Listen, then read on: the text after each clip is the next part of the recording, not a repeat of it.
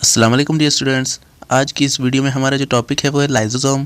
पिछली वीडियो में हमने गोल्जी कॉम्प्लेक्स को डिस्कस कर लिया था, तो लाइसोसोम क्या है ये इस वीडियो में जानेंगे। So let's get started. Lysosome, हमारे पास वर्ड लाइसोसोम हमारे लाइसिस से निकला हुआ है, और लाइसिस का मतलब होता है ब्रेक डाउन, मीन्स तोड़ना, किसी चीज़ को तोड़ना। और जोमा का मतलब होता है बॉडीज़, जैसा कि आपको पता है। तो लाइसोसोम का मतलब हुआ तोड़ने वाली बॉडीज़, ऐसी बॉडीज़ जो ब्रेक डाउन करती हो, किसी चीज़ को तोड़ रही हो, ठीक है। तो इसमें हम यही जानेंगे, these are spherical single membrane bounded organelles. ठीक है, ये क्या हैं? ये ऐसी बॉडीज़ हैं जो क्या है, सिंगल मेम्ब्रेन है, स्पेरिकल है, मतलब गोल शेप की हैं, स्पेरिकल शेप की है, और ये सिंगल मेम्ब्रेन है। इनकी डबल मेम्ब्रेन नहीं है, बल्कि एक ही मेम्ब्रेन है इनकी। और ये बहुत ही छोटे होते हैं, बहुत ही कम डायामीटर में होते हैं। ओरिजिनेटेड फ्रॉम गोल्जी बॉडी, और ये गोल्जी बॉडी से निकलते हैं। हमने पढ़ा था गोल्जी बॉडी से, ऊपर हमने गोल्जी बॉडी को पढ़ा था। तो गोल्जी बॉडी में हमने देखा था कि कौन कौन से ऑर्गेनेल इसमें निकल रहे हैं, तो लाइसोसोम भी इनमें ही निकलता है। उसके बाद इसमें हाइड्रोलाइटिक एंजाइम्स होते हैं। ठीक है, हाइड्रोलाइटिक एंजाइम्स वो एंजाइम होते हैं जो किसी चीज़ को तोड़ते हैं, डाइजेशन का काम करते हैं। ठीक है, they occur only in cytoplasm of animal cells and function in the digestion of material taken into the phagocytosis.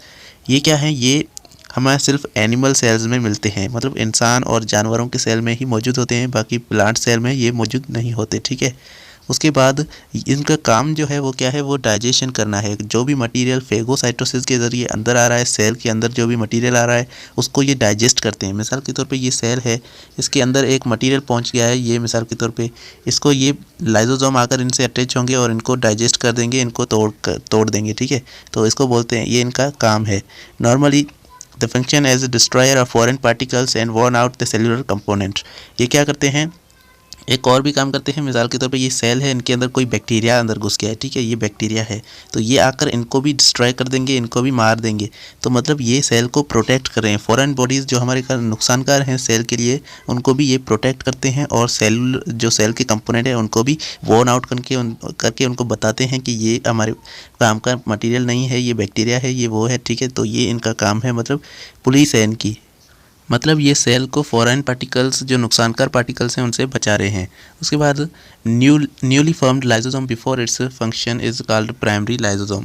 जो ऐसा लाइसोसोम जो अभी तक प्राइमरी है, मतलब अभी नया नया बना है और कोई काम नहीं कर रहा, तो उसको हम बोलते हैं प्राइमरी लाइसोसोम। ठीक है, प्राइमरी लाइसोसोम वो लाइसोसोम होता है जो अभी अभी नया बना है और वो कोई काम नहीं कर रहा। They contain about 40 different types of hydrolytic enzymes. इनमें बहुत ज़्यादा हाइड्रोलाइटिक एंजाइम होते हैं, तकरीबन 40 किस्म के डिफरेंट किस्म के हाइड्रोलाइटिक एंजाइम इनमें पाए जाते हैं। Lysosome during performing function is attached with the membrane ingested material and endocytosis, phagocytosis और ऑटोफेगोसाइटोसिस। तो ये क्या करते हैं? ये एंडोसाइटोसिस या फेगोसाइटोसिस या ऑटोफेगोसाइटोसिस के ज़रिए जो मटेरियल आता है अंदर, उसको क्या करते हैं, ये उनको उनसे अटैच होकर उनको डिस्ट्रॉय करते हैं। मिसाल के तौर पे ये पूरा सेल है, इसके अंदर जो मटेरियल आ गया है, ये लाइसोसोम जाएंगे, इससे अटैच हो जाएंगे। ठीक है, ऐसे, और फिर इसको डिस्ट्रॉय कर देंगे। ठीक है, और डिस्ट्रॉय करके सेल को उनसे प्रोटेक्ट करेंगे। अगर कोई खाना होगा, खाने की चीज़ होगी, तो उनको क्या करेंगे, उनको भी डिस्ट्रॉय करके सेल को एनर्जी देंगे। ठीक है, तो ये काम है इनका। The lysosome are generally called secondary lysosome. अब ये लाइसोसोम जो काम कर रहे हैं, पूरा काम सरंजाम दे रहे हैं, अपना फंक्शन कर रहे हैं, इसको हम सेकेंडरी लाइसोसोम बोलते हैं। बट स्पेसिफिकली दे आर एंडोसोम्स, फेगोसोम्स और ऑटोफेगोसोम्स। लेकिन ये जो सेकेंडरी लाइसोसोम है, इनको एंडोसोम, फेगोसोम या फिर ऑटोफेगोसोम भी कहते हैं, क्योंकि ये इन मटेरियल्स को डिस्ट्रॉय करते हैं। एंडोसाइटोसिस से जो आते हैं, फेगोसाइटोसिस जो मटेरियल आते हैं। ठीक है, दे आल्सो परफॉर्म ऑटोफेगी। ये ऑटोफेगी का प्रोसेस भी सरंजाम देते हैं। अब ऑटोफेगी का प्रोसेस क्या है? The process by which unwanted structure within the cell are engulfed and digested by lysosome. Autophagy का प्रोसेस वो है जिसमें सेल अपना ही कोई मटेरियल मतलब डाइजेस्ट करवाता है।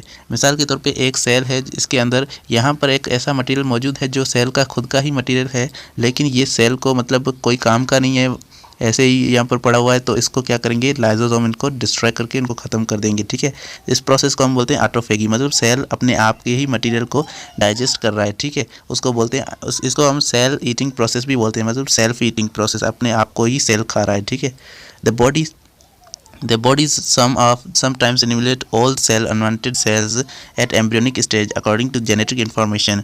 तो कभी कभी हमारी बॉडी जो है वो क्या करती है, कुछ अनवांटेड सेल्स को एलिमिनेट करती है। मतलब हमारे बॉडी में कुछ ऐसे सेल्स होते हैं जो काम के नहीं होते, तो उनको हमारी बॉडी एलिमिनेट करती है, बाहर निकालती है। ठीक है, तो इस प्रोसेस को हम क्या बोलते हैं, एपोप्टोसिस। ठीक है, एपोप्टोसिस के ज़रिए मतलब लाइजोसोम क्या करते हैं, अपने सेल को डिस्ट्रॉय करते हैं ताकि वो सेल्स काम के ना हो। तो ये लाइजोसोम का हमारे पास स्ट्रक्चर है, इसमें ये सेल का स्ट्रक्चर है और इसमें ये लाइजोसोम्स बन रहे हैं। ये आप देखें छोटे छोटे ये लाइजोसोम्स हैं और ये इन बड़े मटेरियल्स को क्या कर सकते हैं, डिस्ट्रॉय कर सकते हैं। ठीक है, यहाँ से जो एंडोफेगोसाइटोसिस से जो मटेरियल अंदर आ रहे हैं, यहाँ से ये इनको डाइजेस्ट करके डिस्ट्रॉय करके बाहर निकाल रहे हैं। ठीक है, तो ये इनका काम है। उसके बाद during the self destruction the process membrane of lysosome is ruptured.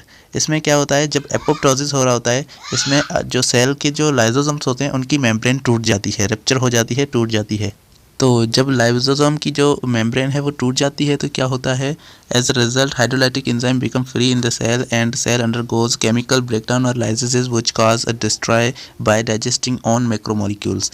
तो इसमें क्या होता है, जब अगर इनकी मेम्ब्रेन टूट जाती है तो इनमें जो हाइड्रोलाइटिक एंजाइम्स होते हैं वो फ्री हो जाते हैं, वो बाहर आ जाते हैं सेल के अंदर, और सेल के अंदर वो क्या करते हैं, वो केमिकल ब्रेकडाउन करना शुरू कर देते हैं, क्योंकि एंजाइम का काम ही होता है ब्रेकडाउन करना। तो वो लाइसिस का प्रोसेस मतलब ब्रेकडाउन का प्रोसेस वो शुरू कर देते हैं और सेल के अपने ही मैक्रोमोलिक्यूल्स को वो क्या करते हैं, डिस्ट्रॉय कर देते हैं, डाइजेस्ट कर देते हैं। तो इसीलिए पूरा सेल हमारा जो है वो टूट कर डाइजेस्ट हो जाता है, डिस्ट्रॉय हो जाता है, और इसीलिए हम लाइजोसोम्स को क्या कहते हैं, सुसाइडल सेक। मीन्स ऐसी सेक जो क्या करती हैं, अपने ही सेल को सुसाइड करवाने के ऊपर मजबूर कर देती हैं, उनको डिस्ट्रॉय कर देती हैं। ठीक है, तो इस प्रोसेस को हम ऑटोलाइसिस भी कहते हैं, क्योंकि ये खुद ब खुद हो रहा होता है प्रोसेस। ठीक है, lysosome is important in a way. Lysosome एक तरीके से इम्पॉर्टेंट भी है हमारे लिए। वो कैसे, it contain variety of enzymes which maintain metabolic balance of cell. इसमें बहुत सारे मतलब किस्म के एंजाइम्स मौजूद होते हैं जो हमारे सेल को मेटाबॉलिक एक्टिविटीज़ को बैलेंस करते हैं, उनको सही नमूने से उनको चलाते हैं मेटाबॉलिक एक्टिविटीज़ को सेल की। ठीक है, the cell becomes unable to synthesize any one of these enzymes due to heredity or congenital reason. ठीक है, तो बर्थ के वक्त कोई ऐसा रीज़न हो जाता है या उनकी हेरिडिटी में, उनकी मतलब मौरूसियत में ही कोई ऐसी बात होती है कि इसमें क्या होता है, जो एंजाइम्स हैं वो नहीं बन पाते सेल में, लाइजोसोम में एंजाइम्स नहीं बन पाते। अगर एंजाइम नहीं बनेंगे तो मेटाबॉलिक हमारा जो मेंटेन होगा, मेटाबॉलिक बैलेंस वो मेंटेन नहीं हो पाएगा, एंजाइम्स नहीं होंगे तो। ठीक है, तो the substrate of that enzyme accumulate in the cell.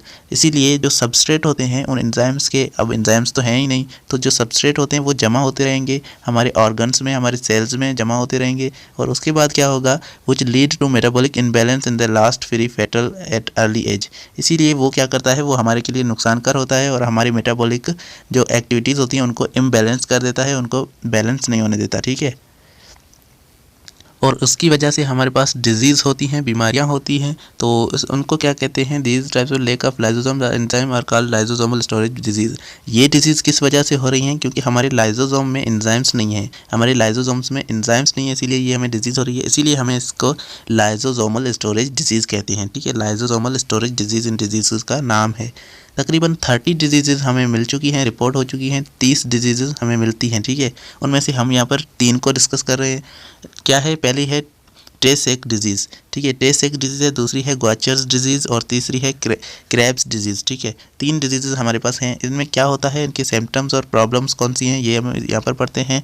Mental retardation होती है, मतलब माइंड ग्रो नहीं होता, माइंड पर उनका बड़ा असर होता है। ब्लाइंडनेस होती है, वो अंधापन होता है। ठीक है, मतलब नाबीन हो जाता है। और डेथ बाय 3 एज ऑफ 3। ठीक है, मतलब 3 साल की उम्र में ही वो बेचारा बच्चा जो होता है वो मर जाता है। ठीक है, 3 साल की उम्र में।